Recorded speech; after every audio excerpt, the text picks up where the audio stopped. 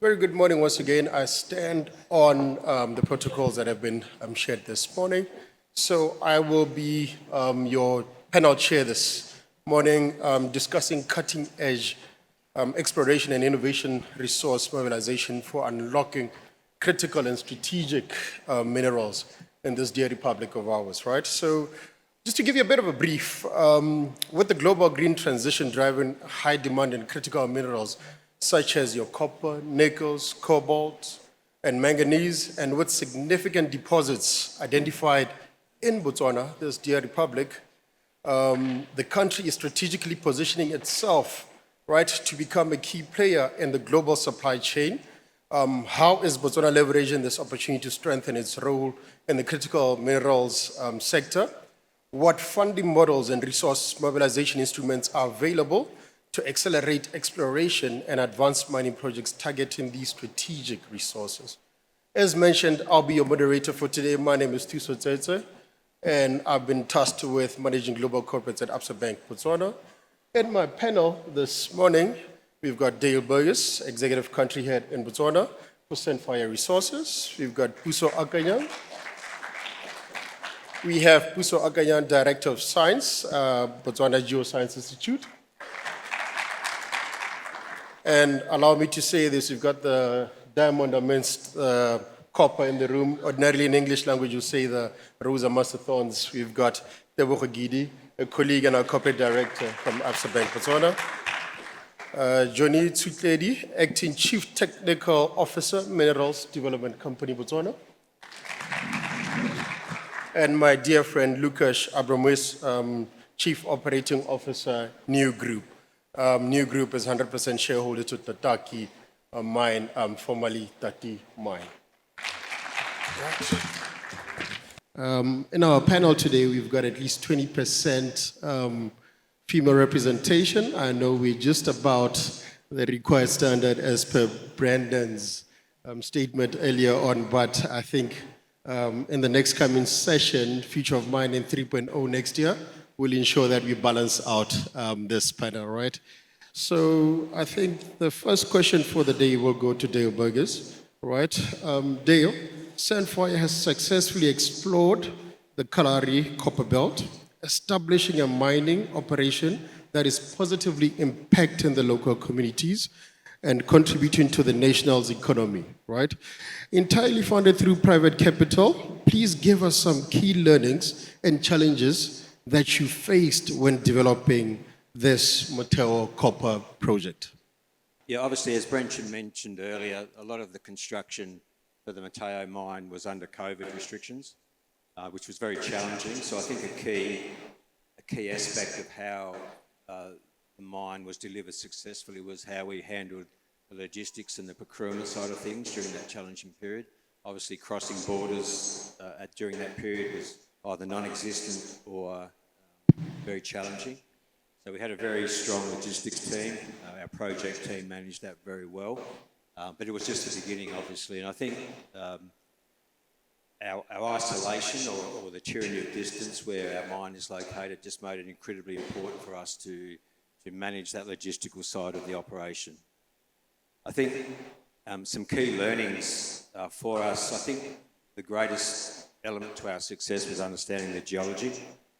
Our project team took a very forward-thinking view about not just looking at a 3.2 million tonne per annum build, but thinking about future opportunities to expand it and scale up to 5.2 million, as was early indicated. So the design of the processing plant considered that, and I think it was a key element to our success and really our transition to where we are today in a very much stronger fiscal position. I think when you're building a mine beyond the geology, I think when you're building a mine from scratch, I think the funding needs to be adequate. And I think that's something Sandfire and the leadership team in Australia did very, very well. The project was extremely well funded. And what that meant for us is that we could do the project to world-class standards right across the spectrum, whether that's our camp accommodation, whether that's our tailing storage facility, whether that's our environmental programs, our ESG framework, and those types of things. So it was really well funded.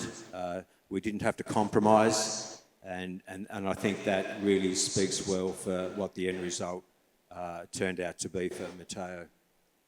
The other thing I'd say that the leadership group did really well, and is very important, is to get the right people in the right roles at the right time. We had people recruited in country, working on the project from all parts of the world, months and months ahead of time. And what that allowed, and my role included, sometimes I was sitting in the GAPS office thinking, you know, why am I here? I almost have nothing to do. But what it allowed us was the headspace to forward plan, to make sure that the transition from construction through to operation was seamless. And as Brendan mentioned earlier, we delivered the project, safely, without, a significant safety event. We delivered it on time and we delivered it on budget, and that's very rare in today's mining sector.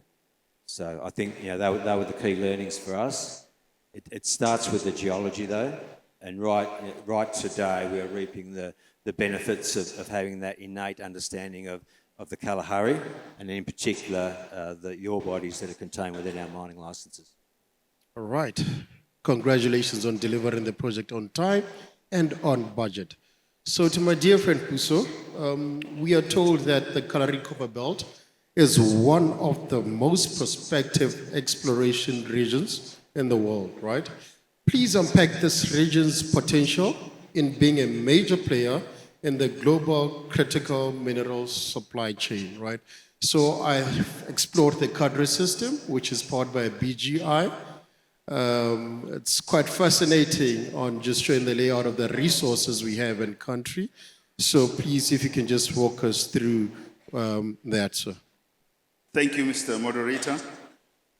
Yes, I think like you rightfully said, the Kalahari Copper Belt. Am I audible? I believe I'm audible. Yes, the Kalahari Copper Belt. I think undoubtedly it is an emerging copper producer for Botswana, but not only for Botswana, for the region, and I want to believe globally as well. And I think one of the key things that is waiting for the Kalahari Copper Belt, before I go too far, is that you look at the copper belt itself, you are looking at low-cost copper production and good quality copper as well. I think you had the Kwamatal, where I used to work, and also the Sandfire, that is one of those promising copper belts in that respect. But geologically speaking, it is a vast area. It is the belt itself, if I may paint a picture, extends from Namibia in the Charles Hill border area. And it extends all the way to Maui. But the recent geological work and the interpretation that Botswana Geoscience did in 2022 and published, in fact, it goes all the way to Chobe, Chinamba Hills.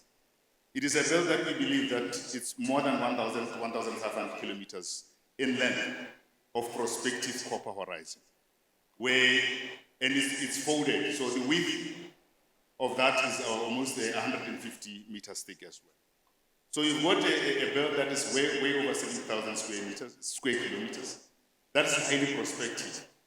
And like I already said, it's proving now to be a major copper producer. You've got Sandfire, you've got the Kwamatal, and throughout the cycles of the copper prices up and down, it has seen a series of exploration, but none intensive of what we've seen in the recent future.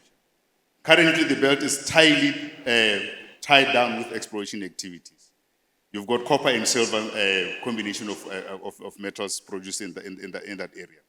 And I want to tap into this because I believe that the reason why it's attractive is that it still remains highly underexplored. We believe that if you extend it along this strike length to the Chobe areas, there's still more area to be explored in that area, but also going into the southeast as well. We still believe that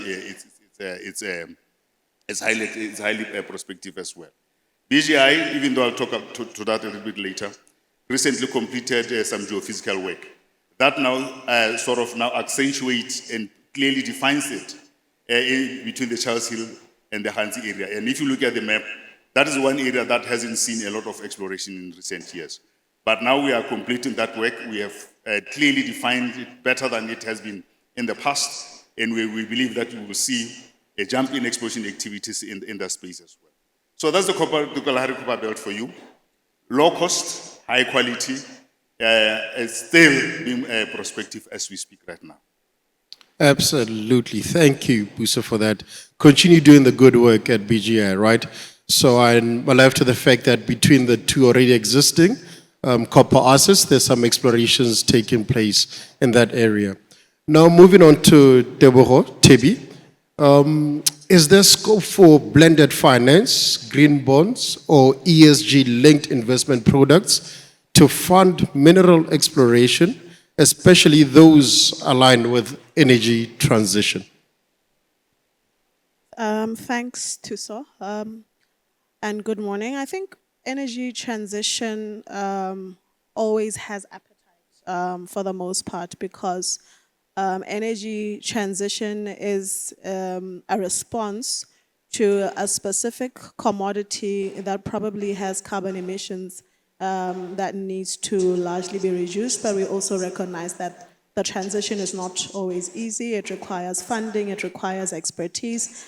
And I think the most important thing when we talk about ESG or bonds is the structure to acquire a bond versus the structure to acquire bank funding is different. Bonds typically will have a lot more cumbersome of a process. However, when we look at aspects that are very strategic in the context of energy transition, it means that there is probably going to be significant support from DFIs.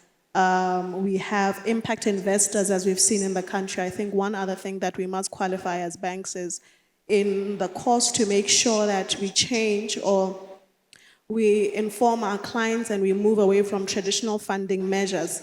It has become imperative to make sure that we link some of our clients to those who have appropriate funding, if I can put it that way, because bank funding typically seeks cash flows that are generated in a short period to be able to start servicing the loan. However, patient capital recognizes the extent to which there's going to require a bit of time. And thereby, when you have an equity investor or where you have an impact investor, they understand exactly what the right timeline is to be able to see the transition, the energy transition project take place. So in summary, where the bond is not feasible at that point, energy investors, and we have seen that in Botswana, where solar is another success, where we have seen a significant number of equity partners and equally investors being very keen on the energy transition. So I think it's a question that requires a deeper conversation too, so but certainly a possibility. Thanks. Absolutely. Thank you, Tebi, for that. JT, coming to you, Johnny. Critical minerals form a key component of MDCB's strategic focus area. Could you elaborate on this and share some of the major minerals that MDCB is targeting? First of all, MDCB role is to hold mining and mineral assets on behalf of government. One of the key mandate is to optimize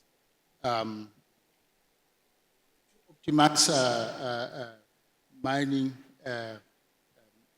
projects and to facilitate mining on behalf of the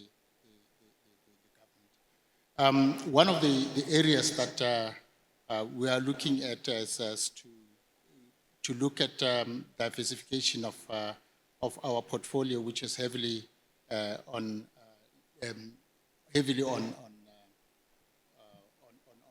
coal and diamonds.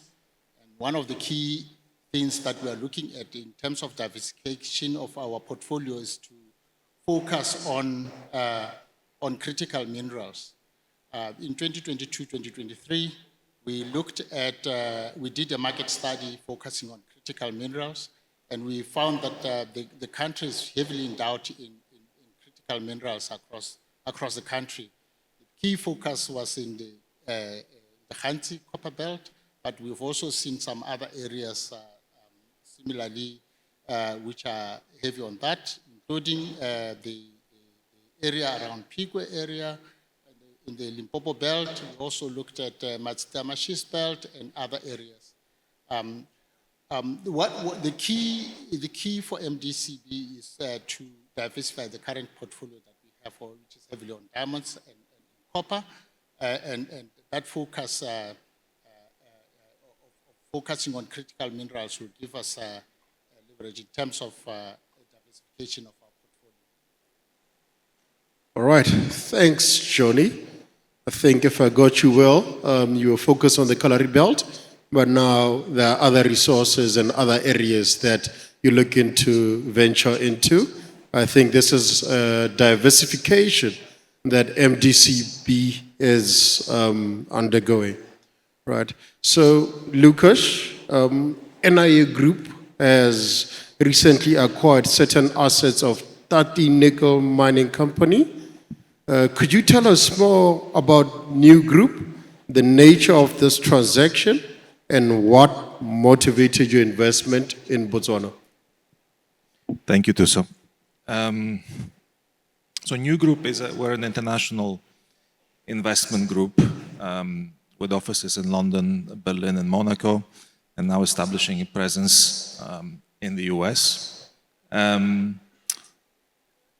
We've been pursuing a mining strategy for the last 2 years and are building a portfolio of critical minerals assets around the world, with assets now in Botswana, also in Northern America, and in Chile, and more to come quite soon.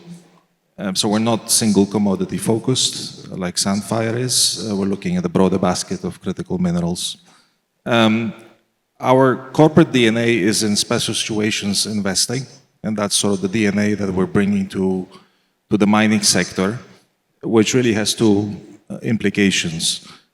One is we're used to dealing with complexity, and whether it's a restructuring, or Tati is a good example because we're taking it out of liquidation. It's been in liquidation for almost 10 years. And the other element, the other implication of that is our operating model, which is more like a private equity fund than a traditional mining company. And that means very specific things with respect to the speed which we operate, the agility, the decision making, and also the operating and financial discipline. So this is who we are. What attracted us to Botswana and to Tati? First, when we look at Botswana, obviously outside in, the first thing you notice is it's a stable mining jurisdiction with a very well-established rule of law, stable regulatory framework, and a well-developed infrastructure in the sector and know-how. So as we're just now finding, because we're recruiting actively for Tataki, our entity here, it's not difficult to find well-qualified and talented people, both in the Gaborone area and in the Francistown area where we operate. So for all these reasons, Botswana was very appealing. Then when we looked at the asset itself last year, it's been not operating for almost 10 years.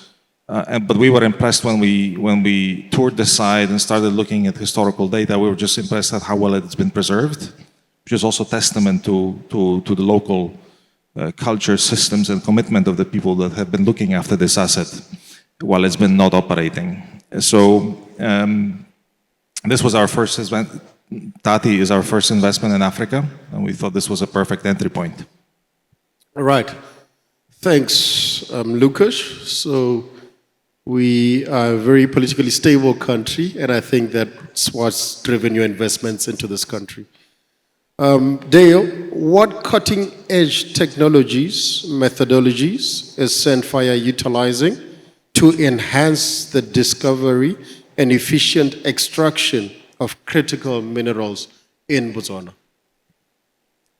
Yeah, it's a good question. Obviously, the late stage or the newness of the Mateo mine allowed us to adopt the latest cutting-edge technologies across exploration, across our processing plant, and across our mining sector. there's a cautionary trail from my experience with the application of technology. It's generally good to understand that one size doesn't fit all. And you really need to think about how any technology that you adopt into your business really gives you the benefit that you're seeking. Sometimes adopting technology for technology's sake can be a trap, and it doesn't really give you the benefit that you're seeking. In our particular case, obviously with exploration, we use modern 3D modelling systems. For example, we fly aerial gravity surveys. For us, that was a 50,000 line kilometre run over the Kalahari. We do seismic modelling using the latest technologies. We use XRF modelling, photography, digital photography and sampling technologies, which is the latest cutting edge, and a whole array of other state-of-the-art exploration technologies. I think we're also adopting some of the oil and gas technologies in terms of understanding the structural history of the Kalahari. So I think with regard to that, you need to just step back and understand what's important to your business and how you can apply that technology. And of course, that's all going to change in the next 4 or 5 years with AI. So I think the mining sector needs to really keep an eye on AI generative systems and just seeing how practical that can be, because it's always a balancing act. You know, we could fully automise the Mateo mine, but that's not good for jobs. And that's not good for Botswana in general. So you need to think about the jurisdiction in which you operate and again apply that technology relative to the other stakeholders, you know, around the jurisdiction in which you operate. If I expand on our processing plant, we used advanced process control technology in critical areas of our processing plant, particularly grinding and the flotation section, which improves our recovery. And those types of things. We have real-time analysis on the quality of the material, the grade, and all those types of things as the ore flows through our process plant. And in mining, we don't do anything, we're not quite as automated as our friends down the road at Khoemacau. However, we do use obviously high-precision GPS, and we use those types of things to make sure, and 3D modelling and mapping of our ore body, just to make sure that we extract at the highest commercially successful level that we can. So I guess in summary, technology is great. We're all here and we all benefit from technology. We're no longer living in a cave, thankfully. But when you do apply the technology, and particularly in the mining sector, make sure it's fit for purpose and make sure it's good and for the overall picture of your business and particularly the jurisdiction to which you operate. All right, thanks for that, Dale. Just moving along to Puso. What strategic initiatives are underway at the BGI to support investor confidence and reduce exploration risk? Thank you.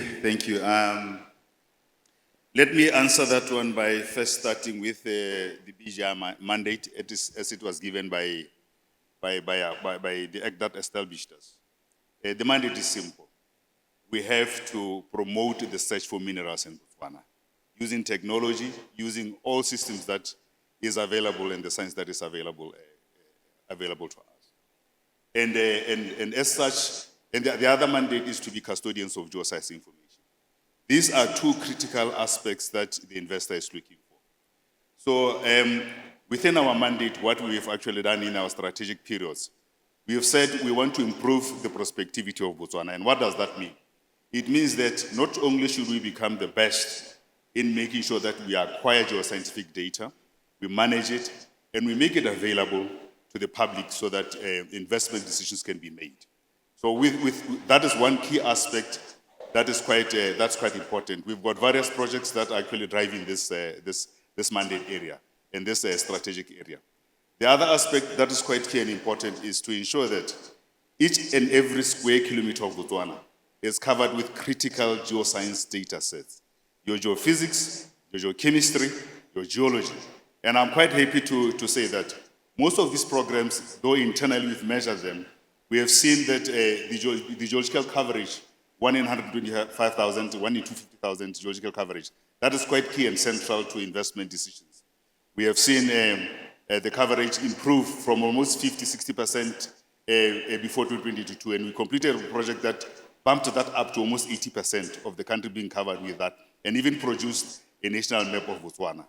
We also have seen the geophysical coverage, high-resolution geophysical coverage, improve from the 80s and to the 100%, because I think the key thing with that is that Botswana is covered with sand, and we need geophysics to see beneath the sand. So it's not surprising that we invested a lot of money in ensuring that there's geophysical coverage. Other geoscience data sets that are currently coming into the fore is your geochemistry. We are currently even using remote sensing data to make sure that geochemistry and other areas are improving in that respect. So this program, we've seen them improve within BGI. But what we have done is, not only have we said, let the world let us know how we are doing in improving prospectivity. In 2021, the Fraser scores, we've seen them at around 30% in terms of best practice mineral potential index. We've seen it at 30%. But with these programs now coming into the fore and improving, we've seen that go up to almost 70%, the current 70% currently for the country. This is simply the executive out there who's being asked a question, is Botswana prospective? And the answer is coming from the executive outside. So that's one key thing that we have seen, that availing this geoscience data, covering Botswana with geoscience data, has improved. But the other thing that normally doesn't get mentioned most of the time, I want to mention here, is that what the government has done is to support us to ensure that geoscientific testing and analysis, mineral analysis, is a glaring gap in Botswana. BGI is aggressively pursuing that. And in fact, we are completing a program in 2022. We got accredited for certain lab analysis of certain lab elements. And then we've seen that in the past 2-3 years, we've increased not only the scope of our analysis, but also the various methods that we are currently doing at BGI. And we are completing a project that will now support geoscientific analysis for the local investor, even for the international investor, because we are ISO 17025 accredited. So the services are there, the geoscience data is there, geoscience data management is there. Thank you. Absolutely, that's amazing. Tebi, we just heard from a tier 1 mining company. Right now, we just heard from Puso on how they reduce exploration risk, right? Access to capital is often a bottleneck for junior exploration companies. What innovative financing models or instruments is Absa deploying or exploring to support critical minerals exploration in this dear republic? Thanks, Thuso. My response will be very similar to the first question. If we were to just basically talk about funding to junior exploration, the reality is during the exploration phase, it's important to maintain costs where possible, because exploration in itself is a cost-intensive process. So I think from a broad banking perspective, facilities are there. The reality is it becomes very expensive, noting the timeline to which actual cash flow generation will start to transpire. On that basis, the work that we have been doing is really just to make sure that junior explorers, and I think most of the entities that are here will confirm that it really works best if you have a parent company that is able to support you, and on the back of that, the banks are able to support you. Otherwise, you create a very cost-intensive project which has a number of variables. You know, you are entering a market, you are entering a commodity where a lot is yet to take place. You are also going to be going through the learning phase. And where you have a shareholder, where you have an equity partner who has ridden that curve before, they're able to actually provide cost-conservative support or funding. And then what the banks are able to do is very limited in the context of the entire funding that is required. So I know typically from a bank's perspective, the response that is expected is, yes, we can do it. But I think when we want to be responsible in the aspect of funding, we just need to make sure that the response is not just, sorry, we can't do it, but how would we do it? The first lens is to say that we can do it if we're able to see that there's a very strong shareholder participant who's backing you up, and then we then deploy balance sheet on the back of that. The repayment is not coming from the cash flows that you'll generate 5 years from now, because maybe it's not even going to be 5 years, it's going to be 7 or 10 years. And so the parent is the one who's facing those cash flows, because the reality is equipment is required, working capital indeed is required when exploration starts. And so you don't need to have the burden of how do you repay, because effectively it can collapse the project. I think my last one really is the importance of understanding where banks come in and what the value chain of banking is. We typically open accounts, but the reality of processing greenfield becomes very limited. And so the work that we are doing, and I don't think I'm only speaking for Absa, is really to make sure that we partner with DFIs, we partner with equity partners who are very clear on the kind of investment and impact that they want to create. We also see investors very key as well, particularly with the changes that we're seeing in Botswana, where we get to acknowledge that pension funds are becoming very pivotal in the kind of divergence of participation and projects that they want to work with. Thanks. Perfect. Thanks, Tibi. I've been cautioned on time, so we'll wrap it up with the last question to Lucas. Lucas, how much are you investing in this project? Thato mining, of course. What are the key timelines, and how many jobs are you expected to create during its development and operations period? Sure. So we're in very early days with Thato. We closed the transaction in late April, so it's been 7 weeks. We think of this project development and this mine restart in 2 phases: sort of pre-production phase, which we're in now, and then production. So I'll speak about capex and employment across these 2 time horizons. Now, pre-production, which is what we're doing now, we're gearing towards producing first metal. And remember, at Thato, there's an open pit which still has ROM left, and then there are also surface stockpiles which we plan to reprocess. And there's 3-4 of them. And also we're inheriting a brownfield site. So the installations we're going to be building are going to be using, which is hydrometallurgical installations, are going to be a combination of the infrastructure we inherited and new infrastructure that we will build, all of which helps us go a bit faster in terms of this project development than if it were a greenfield site. So pre-production, we're talking about 50 direct jobs and up to 400 indirect, most of which will be in construction, obviously. I think already 6-7 weeks into this effort, we're already at something like 100 total jobs, direct and indirect. If you count the employees we already hired, the security, the suppliers we have, the business support services, we're already close to 100. When the mine is fully operational, we're talking probably 400 direct jobs and probably something close to up to 3,000 indirect jobs in the community, in the supplier ecosystem. And that's over a period of 10, 12 years, which is our life of mine thinking at the moment. In terms of capital investment, we think it's going to be about $50 million US to bring this asset to production, and that's in the next 18 months. And then the total capex envelope over time will be probably close to 200.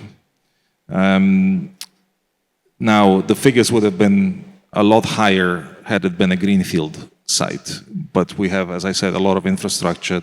A lot of waste stripping has been done, and so that brings the capex number to a more reasonable level. because the replacement value of the asset is probably close to $500 million as we speak.